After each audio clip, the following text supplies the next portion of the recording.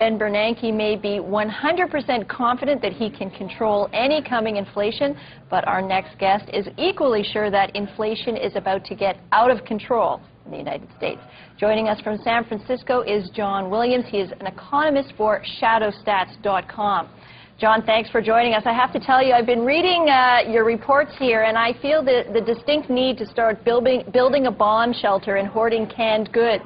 I mean, you really don't pull any punches here. You call for nothing less than the Great Collapse. Can you tell us what that is and what it looks like?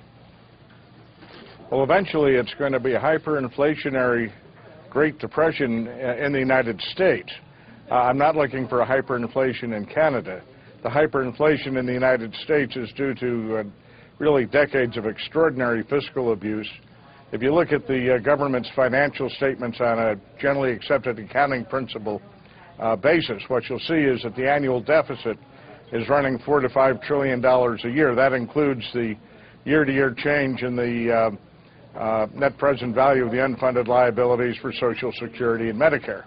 Putting that in perspective, a $5 trillion deficit can't be covered by taxes. The government could take 100% of everyone's income, corporate profits, they'd still be in deficit. They could also cut every penny of government spending except for Medicare and Social Security, and they'd be in deficit.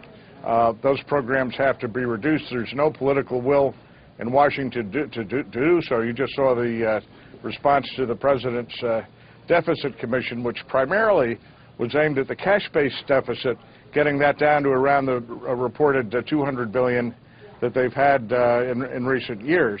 It's not really addressing the gap-based deficit, which is the one that ultimately has us bankrupt. Because over time, unable to raise the taxes, most governments, they don't default on their debt. What they do is they rev up the printing presses and create the money to pay off the obligations. That would have doomed us to a hyperinflation by the end of this decade. But then the crisis of the last couple of years has brought in the problem much closer. We've seen extraordinary actions taken to prevent the system from collapsing. With the Fed, with the U.S. Treasury creating and spending whatever money they had to do to keep the banking system from collapsing, from keeping the financial system from collapsing. Okay. It's held things stable, but the economy's still turning down. The solvency crisis is getting worse. The Fed is already into quantitative easing too, and we're beginning to see the effect of inflation from that. And that will eventually evolve into a hyperinflation. Okay, well, just to counter that a little bit, I mean, because I know people make references to, Weimar Germany and the hyperinflation of that time, but there's also been, I mean, debt doesn't necessarily make for hyperinflation. A lot of people have been concerned that where the United States is going is really to more of a Japan-style lost decade, where you have huge debt, but just no growth and deflation. The Japan circumstance was never aimed at debasing the U.S. dollar. Mr. Bernanke is very openly trying to debase the dollar, and he's met with some success.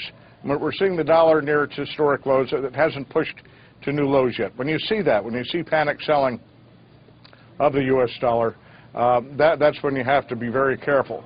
But what's already been done with the dollar has spiked oil prices. We're seeing that now in higher gasoline prices in the United States. Commodity prices are up 20–30% year to year in dollar terms. That's largely a function of Mr. Bernanke's monetary policy, not due to surging demand in oil prices or such, or oil demand. But John, the last time we saw inflation getting out of control in the United States, somebody stepped in. His name was Paul Volcker. He prescribed some tough medicine, and he got inflation under control. So isn't there a bit of a precedent here, a history showing that, when the cards are on the table there, Americans are willing to make these tough calls? Well, that was 3 decades ago. We generally had a much smaller trade deficit. We were in a position that we could have contained the budget deficit. The fiscal condition at that time of action had been taken. I'll contend it's too late to do it now. Again, the draconian measures are just politically unacceptable to what you saw a general rejection of what this commission in Washington was proposing. But do you not feel, though, I mean, when I look at, at kind of what you're proposing is going to happen, and you say sometime maybe within the next year or within the next 5 years, is this not a little too catastrophic? It is catastrophic. I wish it were not. I'm really an optimist at heart. I'm not telling anything here. I've only been physically assaulted once for my outlook here. It's a very nice lady at a bank directors meeting threw a jelly donut at me. She had a pretty good arm and she hit me.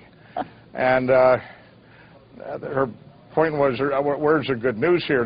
The good news is that from a personal perspective, there's action you can take to protect yourself. Okay, well, John, let's go into that. What are the concrete steps that you think people should be undertaking, both as investors, but maybe as simply as survivors in some kind of future financial apocalypse?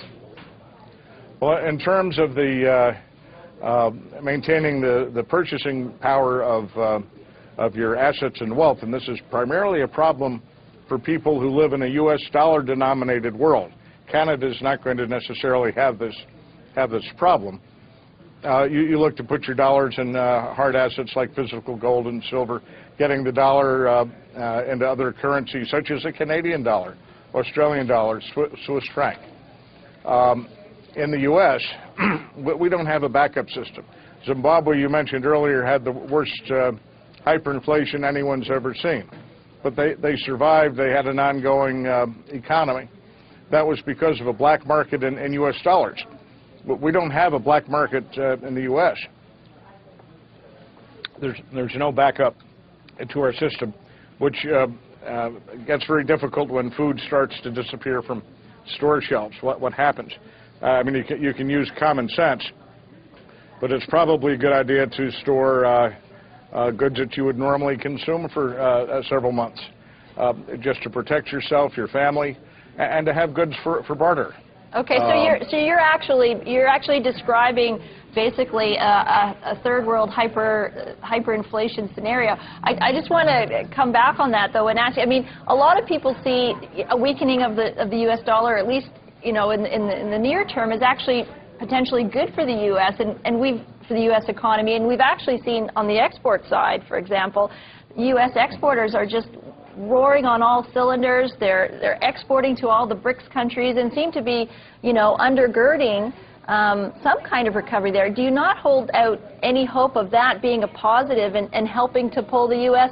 out of any kind of potential threat here?